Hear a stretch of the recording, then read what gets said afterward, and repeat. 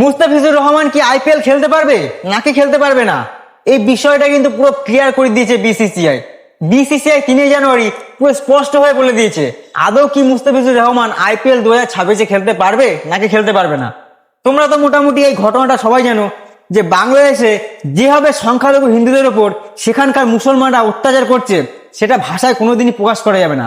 বিশেষ করে দীপুচন্দ্র দাস বলে যে ছিল, তাকে যেভাবে পিটিয়ে পুড়িয়ে হত্যা করা হয়েছে, ভাই মানুষ হিসেবে মানুষ সেটা যে কি করে করে আমরা তো ভাবতেই পারি না।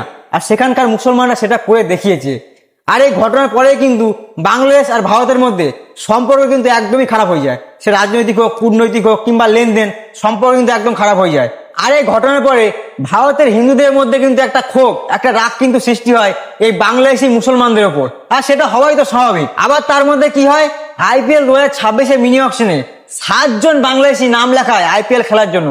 তার মধ্যে শুধুমাত্র একজন বাংলাদেশি, এই যে মুস্তাফিজুর রহমান, চান্স পায় আইপিএল খেলার জন্য।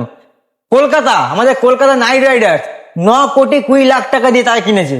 আর এই ঘটনাটা কিন্তু আগুনে ঘি ঢালার মতো কাজ করে। এমনিতেই তো ভারতের হিন্দুরা রেগে রয়েছে বাংলাদেশি মুসলমানদের উপর এইসব ঘটনার জন্য, আবার তার উপরে বাংলাদেশি খেলোয়াড় এসে ভারতে আইপিএল খেলবে, এটাই কোনোদিন হয়? এই ঘটনাকে কেন্দ্র করে কিন্তু ভারতবাসীরা কিন্তু সোশ্যাল মিডিয়া হোক কিংবা সংবাদ মাধ্যম কিংবা ফিজিক্যালি কিন্তু আন্দোলন শুরু করে। আর মুস্তাফিজুর রহমানকে আইপিএল থেকে বয়কট করার জন্য কিন্তু আবেদন করে বিসিসিআই এর কাছে।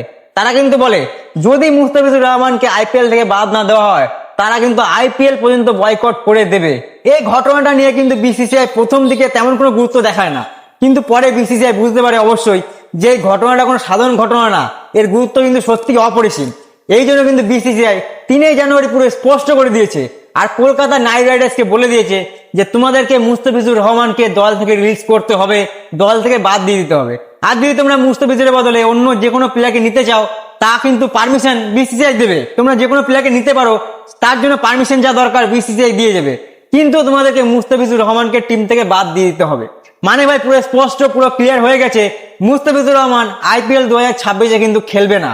এবার প্রশ্ন হচ্ছে যে পাকিস্তানি প্লেয়ারদের মতো কি বাংলাদেশি প্লেয়ারদের কি আইপিএল থেকে বয়কট করে দেওয়া দরকার, ব্যান করে দেওয়া দরকার? তোমাদের কি মনে হচ্ছে অবশ্যই কমেন্টে বলে যাবে। আর এরকম ইন্টারেস্টিং ভিডিও দেখার জন্য আমাকে সাবস্ক্রাইব করতে একদমই ভুলবে না। তাহলে চলো আজকে ভিডিওটা এখানে শেষ করছি।